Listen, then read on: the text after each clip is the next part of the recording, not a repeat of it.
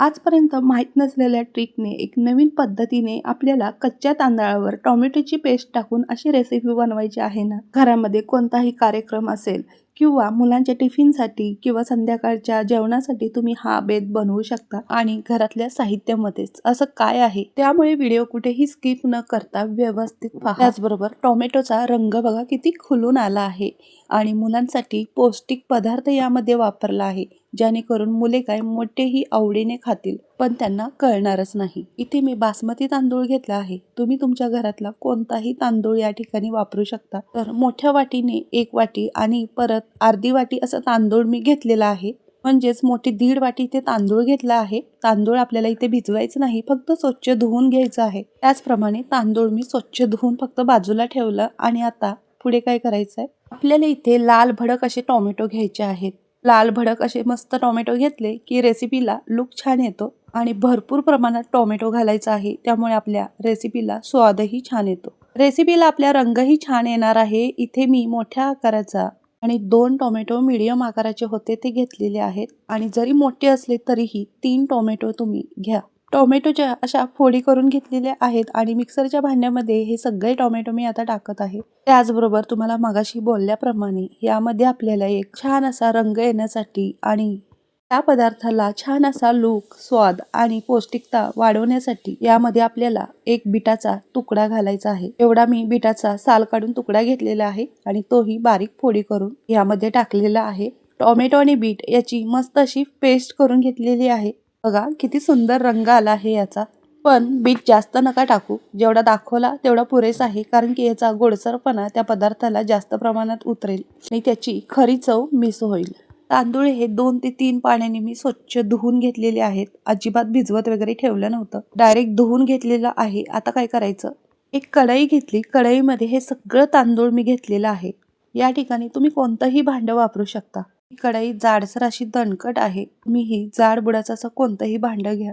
स्वच्छ धुवून घेतलेला तांदूळ कढईमध्ये घातलेला आहे आणि आता याच्यावरती जी आपण पेस्ट केली ती घालायची आहे आणि हे सगळं एकत्र मिक्स करून घ्यायचं आहे. आणि आता आपल्याला इथे 1.5 वाटी तांदूळ घेतलं होतं, त्याचबरोबर ही टोमॅटोची पेस्ट 1 वाटी झाली आहे. खूप सारा ओलसरपणा आला आहे, थोडंफार पाणीही टोमॅटोचं यामध्ये आहे, त्यामुळे आता आपल्याला इथे 1च वाटी पाणी घालायचं आहे. ज्या वाटीने तांदूळ घेतलं त्याच वाटीने मी इथे मिक्सरच्या भांड्यामध्ये राहिलेल्या आर्कमध्ये पाणी घालून घोळून यामध्ये टाकलेलं आहे. हे सगळं व्यवस्थित मिक्स करून घेतलं. एवढं पाणी पुरेसं आहे. आता काय करायचं आहे, हे आपल्याला गॅसवर ठेवायचं आहे आणि यामध्ये 1 चमचाभर याच्या चवीनुसार मीठ घालायचं. मीठ सगळं व्यवस्थित मिक्स करून घ्यायचं आणि मोठ्या आचेवर छान दणकून उकळी येईपर्यंत हा राईस आपल्याला छान असा शिजवून घ्यायचा आहे. 1 उकळी आल्यानंतर मंद आचेवर गॅस ठेवून भात आपल्याला व्यवस्थित शिजवून घ्यायचा आहे. हे बघा, भाताला उकळी येऊ लागली आहे. आता आपल्याला मंद आचेवर गॅस ठेवून भात छान असा शिजवून घ्यायचा आहे आणि एवढं लक्षात ठेवा, पाणी आपल्याला यामध्ये कमीच टाकायचं आहे. याची एक शीत शिजली पाहिजे, पण ती मोकळीही झाली पाहिजे, कारण पुढची जी प्रोसेस करायची आहे त्यासाठी आपल्याला हलका असा रिकामा मोकळा असा मऊसूत भात शिजलेला हवा आहे. आता काय करायचं आहे, ह्याची आणखीन चव वाढवण्यासाठी आणि हा मोकळा रिकामा सुटसुटीत होण्यासाठी इथे बटर टाकायचं आहे. बटर मी टाकलेलं आहे. तुम्ही तुमच्या आवडीप्रमाणे बटर किंवा तूपही टाकू शकता. बटरमुळे या रेसिपीला खूप छान स्वाद येतो आणि त्याचबरोबर भातही एकदम असा सुटसुटीत रिकामा होतो. भात आपल्याला इथे 90% शिजवून घ्यायचा आहे. बटर टाकल्यानंतर सगळं मिक्स करून घेतलं आणि मंद आचेवर झाकण ठेवून एक वाफ काढून घेतली. 1 मिनिटानंतर गॅस बंद केला आणि बघू शकता आपला मस्त हवा तसा भात शिजला देखील आहे. त्याचबरोबर एक शीत अशी मोकळी आणि रिकामी झाली आहे. मंडळी, तुम्ही इथपर्यंत जर रेसिपी पाहत आला असेल तर ही रेसिपी तुम्हाला थोडी जरी आवडली असेल तर एक लाईक करायला विसरू नका. त्याचबरोबर ही रेसिपी तुम्ही कुठून पाहत आहात, कोणत्या गावातून पाहत आहात हेही मला नक्की सांगा. ही रेसिपी जास्तीत जास्त लोकांना म्हणजे तुमच्याच मित्रमंडळींना शेअर करायलाही विसरू नका.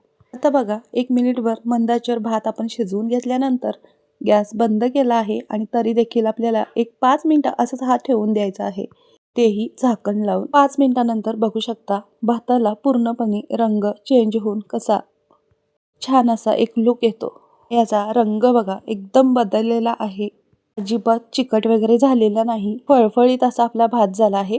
आता पुढे काय करायचं ते मी सांगणारच आहे. त्याआधी मंडळी, तुम्ही अजूनही चॅनलला सबस्क्राईब केलं नसेल तर ते करून घ्या, म्हणजे अशा नवीन नवीन रेसिपीज मी शेअर करत असते त्या तुमच्यापर्यंत येत राहतील. असं आता काय केलं, हा सगळा भात हलकासा थंड झाल्यानंतर एका भांड्यात काढला. हे पहा, अशा पद्धतीने सगळा मी यातला भात आहे तो एका भांड्यात काढून घेतलेला आहे. आणि आता त्याच कढईमध्ये इथे 3 ते 4 पळी तेल घेतलेलं आहे. तुम्ही अर्ध तेल अर्ध तूप असं घेऊ शकता यामध्ये, किंवा तुपातही पूर्ण रेसिपी करू शकता.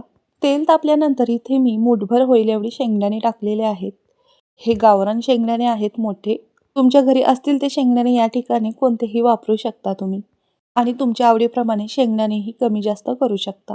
शेंगदाणे आपल्याला तेलामध्ये खरपूस कुरकुरीत खुसखुशीत होईपर्यंत मस्त असं फ्राय करून घ्यायचं आहे, जेणेकरून शेवटपर्यंत या पदार्थात शेंगदाणे मस्त असा कुरकुरीत लागला पाहिजे, अजिबात मऊ नको. म्हणूनच आपल्याला तेलामध्ये 1 मिनिटभर छान असा खरपूस शेंगदाणे परतवून घेऊन नंतर यामध्ये 1 चमचाभर होईल एवढी उडीद डाळ घालायची आहे. उडीद डाळ ही आपल्याला तेलामध्ये छान अशी परतवून घ्यायची. आता काय करायचं आहे, शेंगदाणे आणि उडीद डाळ छान अशी परतवून झाल्यानंतर यामध्ये चमचाभर मोहरी टाकली आणि मोहरी तडतडल्यानंतर जिरे टाकले. जिरे ही तेलामध्ये छान असे फुलवून घ्यायचे. छान असा हा फोडणीचा बेस बसलेला आहे. खमंग असे शेंगदाणे, उडीद डाळ आणि जिरं मोहरी फुलल्यानंतर कांदे टाकायचे आहेत. 3 मोठ्या साईजचे कांदे उभे चिरून मी घेतलेले आहेत आणि हे कांदे आपल्याला यामध्ये टाकून छान असं 1 मिनिटभर खरपूस परतवून घ्यायचं आहे. ज्या वेळेला आपण उडीद डाळ टाकली आहे ना, त्यावेळेला तुम्ही 1 चमचाभर चणा डाळही टाकू शकता. तेही तेलामध्ये आपल्याला खरपूस असं छान परतवून घ्यायचं आहे. माझ्या घरी या पदार्थामध्ये चणा डाळ नाही आवडत म्हणून मी नाही टाकलं. तुम्हाला जर आवडत असेल तर टाका, नाही टाकलं तर काही हरकत नाही. कांदा हलकासा परतवून झाल्यानंतर यात उभे चिरलेले असे मिरचीचे तुकडे टाकलेले आहेत आणि कढीपत्ता टाकलेला आहे. कढीपत्ता आणि मिरची कांद्याबरोबरच मस्त अशी परतवून घ्यायची. या पदार्थाला छान असा फ्लेवर येण्यासाठी ते बारीक चिरलेल्या भाज्याही आपण टाकायच्या आहेत. आणि हा पदार्थ लहान मुलांपासून मोठेही आवडीने खातात, त्यामुळे ज्या भाज्या मुलं खात नाहीत त्याच भाज्या इथे आपण वापरायच्या आहेत. तुमच्या आवडीप्रमाणे बारीक चिरलेल्या ह्यामध्ये भाज्या टाकू शकता. त्याचप्रमाणे मी ते गाजर आणि शिमला मिरची टाकलेली आहे बारीक चिरून. तुम्ही या ठिकाणी तुमच्या आवडीच्या भाज्या तुम्ही बारीक चिरून अशा टाकू शकता. माझ्याकडे आता फरसबी नव्हती म्हणून मी नाही टाकली. तुमच्याकडे असेल तर नक्की टाका. फरसबीनी खूप छान चव येते या राईसला. जर तुम्हाला आवडत असतील तर मटारही टाकू शकता या ठिकाणी. बारीक चिरलेला कोबी, फ्लावर ही टाकू शकता. तुमच्या आवडीप्रमाणे भाज्या कमी जास्त करू शकता. फक्त एवढं लक्षात ठेवा, बारीक चिरून टाका, फक्त ओव्हर कुक करू नका. भाज्यांचा थोडासा क्रंचीपणा या राईसला यायला पाहिजे आणि छानसा फ्लेवर. 5-6 लसणाच्या पाकळ्या आणि अर्धा इंच आलं खलबत्त्यात ठेचून मी यामध्ये टाकलेलं आहे. मी ठेचून का टाकलं तर सगळ्या राईसला मस्त असा फ्लेवर याचा लसणाचा आणि आल्याचा येण्यासाठी, छान असा स्वाद येण्यासाठी. जर तुम्हाला बारीक चिरून टाकायचं असेल आलं लसूण भाज्यांसोबत तर तुम्ही टाकू शकता एकदम बारीक चिरून. पण मी सांगते म्हणून असं ठेचूनच टाका, म्हणजे सगळ्या राईसला मस्त फ्लेवर देखील येतो आणि मुलं आलं लसूण काढणार देखील नाहीत. आता या भाज्यांच्या चवीनुसार इथं मीठ टाकायचं आहे. आपण आधीही भातामध्ये मीठ टाकलेलं आहे. त्याच अंदाजानुसार इथे मी चमचाभर मीठ टाकलं. अर्धा चमचा हळद, 1 चमचा बेडगी मिरची पावडर. त्याच्याने रंग आणि एक चवही खूप छान येते. त्यामुळे बेडगी मिरची पावडर 1 मोठा चमचा घातलेली आहे आणि 2 मोठे चमचे इथे आपल्याला सांबार मसाला घालायचा आहे. या सांबार मसाल्यामुळे खूप छान आपल्या राईसला चव येते. हे सगळे मसाले घातल्यानंतर हे सगळं व्यवस्थित एकदा परतवून घेतलं आणि आपण जो शिजवून ठेवलेला राईस आहे ना, तो यामध्ये घालायचा आहे. आता या मसाल्यांमध्ये सगळं मिक्स करून घ्यायचं. मस्त असं परतवून घेतलं आहे बघा अशा पद्धतीने. तर मंडळी, आज आपण वेगळ्या चवीचा मस्त असा नवीन पद्धतीने टोमॅटो राईस करत आहोत आणि याची चव ना अप्रतिम आहे. नवीन पद्धत आहे आणि नवीन चव आहे, नेहमीपेक्षा वेगळी. पाहुणे आल्यानंतर त्यांच्यासाठी बनवू शकता, मुलांच्या टिफिनसाठी, नाश्त्यासाठी बनवू शकता. हॉटेलचे चायनीज राईस काय खाताय, एकदा तर या पद्धतीने करून पहा. एवढी छान चव आहे बरं का. तुम्ही एकदा केलात ना तुम्हाला कळेलच. लहान मुलांनाही खूप आवडेल. रंग बघा आणि चवीलाही खूप छान होतो हा राईस. माझ्या या सेम पद्धतीने तुम्हीही एकदा नक्की ट्राय करून पहा. अशा पद्धतीने सगळा एकत्र करून मिक्स करून घेतला आहे ह्या मसाल्यांमध्ये राईस. मंद आचेवर 1 मिनिटभर मस्त अशी वाफ काढून घेतली. आता काय करायचं आहे, वरून आपल्याला लिंबाचा रसही टाकायचा आहे. त्याचबरोबर ओल्या खोबऱ्याचा किस, तुमच्या आवडीप्रमाणे बारीक चिरलेली भरपूर अशी कोथिंबीर. सगळा व्यवस्थित मसाल्यांमध्ये मिक्स करून घेतला संध्याकाळी हलक्याशा जेवणासाठी तुम्ही हा राईस करू शकता. टोमॅटो राईसला आपण जो बटर टाकला होता त्याच्याने लूक आणि चवही खूप छान येते. त्याचबरोबर हा नवीन पद्धतीने टोमॅटो राईस तुमच्या मित्रमंडळींना शेअर करा, त्यांनाही खूप आवडेल. घरी कोणी पाहुणे आल्यावर त्यांच्यासाठी बनवू शकता. अतिशय वेगळी पद्धत आहे, पण चवीला भन्नाट आहे. एकदा केलात की तुम्हालाही कळेलच. तर मंडळी, आजची टोमॅटो राईसची रेसिपी तुम्हाला कशी वाटली नक्की कमेंट करून सांगा. त्याचबरोबर ही रेसिपी आधी तुम्ही कधी बनवली होती आणि तुम्ही कोणत्या पद्धतीने बनवता हेही मला कमेंट करून सांगा. नेहमीची बिर्याणी, राईस किंवा आपण कोणताही प्रकारचा भात बनवतोच, पण कधीतरी अशा पद्धतीने, वेगळ्या पद्धतीने, अतिशय वेगळ्या चवीचा हा टोमॅटो राईस एकदा तरी बनवून पहा. घरी कोणी पाहुणे आले ना त्यांच्यासाठी हमखास बनवा. याची वेगळ्या पद्धतीने केलेली चव, रंग, रूप पाहूनच पाहुणे ही रेसिपी विचारल्याशिवाय राहणार नाहीत. आणि मुलांना ना इतका राईस आवडेल ना, तर टिफिन कधी खात नसतील तर ह्या टिफिनला भात दिला तर सगळा फस्त करतील आणि परत परत ह्याच भाताची डिमांड करतील. कारण मुलांना चायनीज राईस खूप आवडतात वेगवेगळ्या पद्धतीने.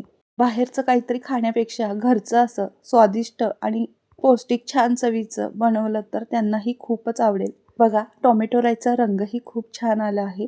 या पद्धतीने बनवा आणि नक्की कमेंट करून सांगा. आत्तासाठी बाय, धन्यवाद.